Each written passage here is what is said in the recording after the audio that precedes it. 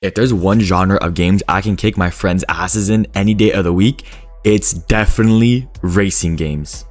I'm not talking about Mario Kart or Sonic Racing. I'm talking about games you would expect to know when I say the title racing games. Asphalt, Burnout, Forza Horizon. But if there's one that I have to call my favorite, it would be Need for Speed.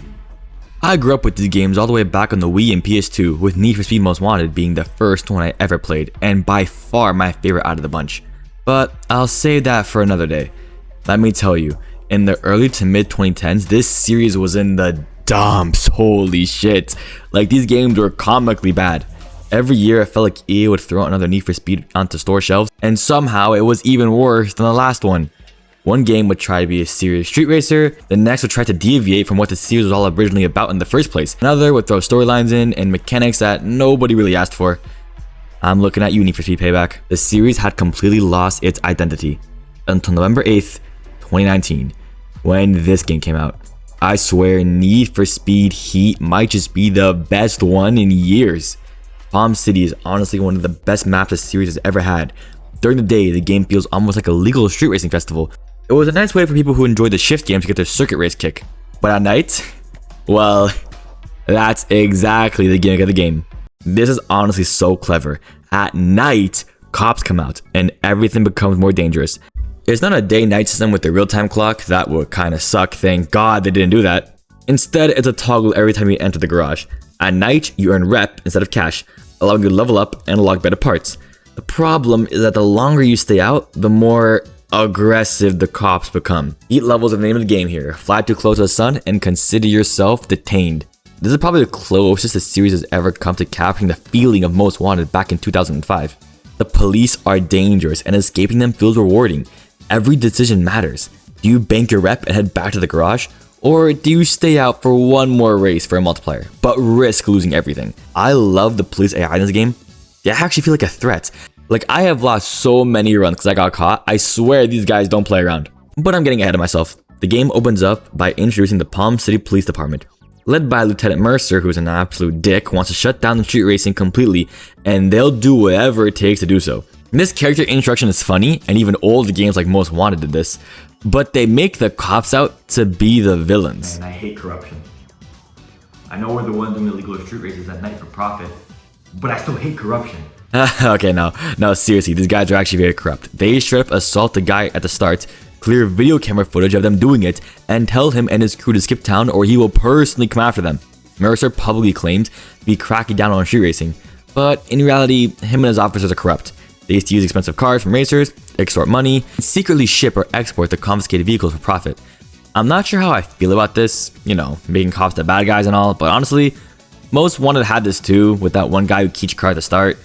Anyway, once the little intro is done, the game starts. You're a nobody who wants to make a name for himself, and you meet Lucas Rivera, a former street racer who now runs the garage. Lucas sells you your first car, becomes your mechanic and mentor. He introduces you to his younger sister, Anna, an ambitious street racer determined to earn a place in the league, Palm City's most elite underground racing crew.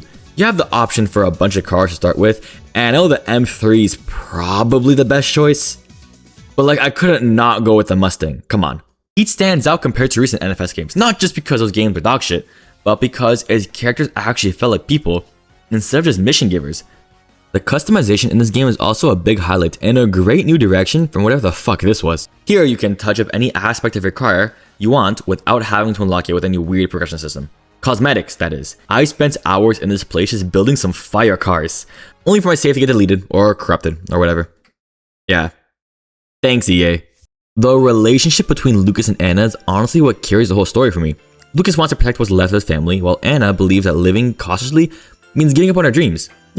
Her dreams of being at the top of a leaderboard of an illegal underground street racing scene. Their arguments never feel forced, they come from genuine concern for each other. Lucas learns he can't shelter Anna forever, and Anna begins to understand why Lucas was always so protective. Back to Mercer, his confident personality makes every encounter tense, because he's always one step ahead of you.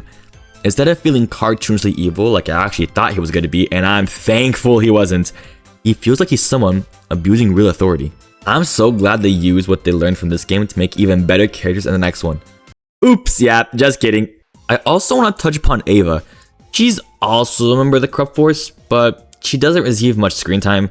Honestly, she's just kind of used as a plot device to move the story forward. The game never explores her motivations or backstory in much depth. But let's just cut the shit. This is a Need for Speed game. You don't care about the story or characters. So I'll just jump into it. How does the game play? Well, I already spoke about the heat system, like come on, it's the name of the game. But in terms of how it plays, yeah, this is definitely an arcade racer. In something like real life, or even a game like Forza, taking a corner too quickly usually means that you lose your grip, understeer to the outside of the turn, or spin out completely. In arcade racers like these, you are much more grounded. Cars maintain far more grip than they realistically should, allowing you to take corners at incredibly high speeds without losing control. Even if you enter a turn too fast, you can just recover by drifting. I know I'm framing this like it's a bad thing, but I actually prefer this style of gameplay to something realistic like Forza. I don't know if this is just a placebo effect because I was bored and playing Unbound for a bit yesterday, but in Heat, the cars feel much lighter and responsive, making it easy to weave through traffic, dodge obstacles, and quickly switch directions during a high-speed police chase.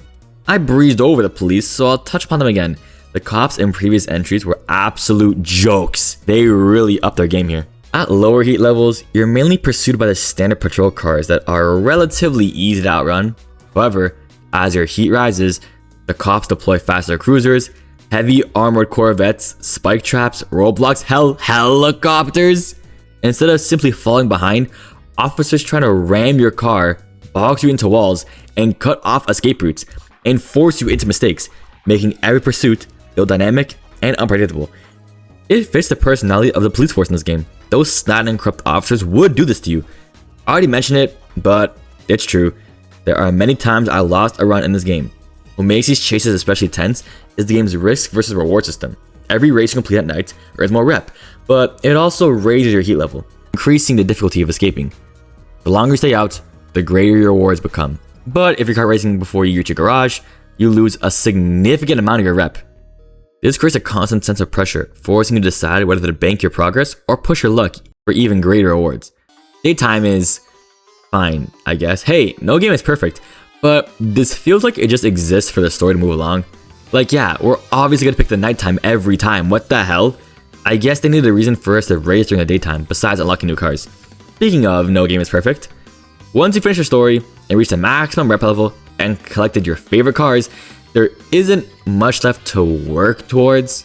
Unlike older NFS games, Heat doesn't feature a lengthy post-game career, causing the experience to lose momentum after completion. The actual campaign can be beaten in around 8 hours, and I don't know, I feel like it ended right as the characters and the world were becoming more interesting. The final mission is exciting, but the ending wraps up everything quickly, leaving several characters and story threads feeling underdeveloped.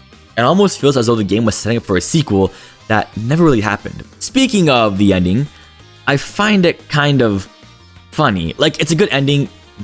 Okay, listen. The mission starts off after Lucas and Anna expose Mercer's corruption to the media, knowing Mercer is planning to flee Palm City with a fleet of stolen cars. Also, I know it looks like I skipped over a lot, but these games don't really have a quote story, but it's mainly a setup. Like nothing really happens in between, that's totally fine. It's a racing game after all. Racers from other street crews deliberately lure police officers away from the docks. This creates one massive distraction while you focus on stopping Mercer before he escapes. The scale of the mission feels much larger than anything earlier in the campaign, with racers and police filling the streets in a chaotic showdown. But what's funny is that we're the ones trying to be the good guys, when we're the ones illegally street racing. I think the story did a good job for you not to question the morality of it, because yeah, Mercer gets arrested, but like, so do we? Like, I just find this so funny. Like, who are we trying to stop here? If this was any other genre of game, I would have absolutely flamed this terrible decision. Also, Mercer has that BMW M3 GTR, the one from Most Wanted 2005, and when I saw this, I almost fainted. But I didn't faint. What made me faint was the actual ending. If they take me in, things could go real bad. For both of us. I agree.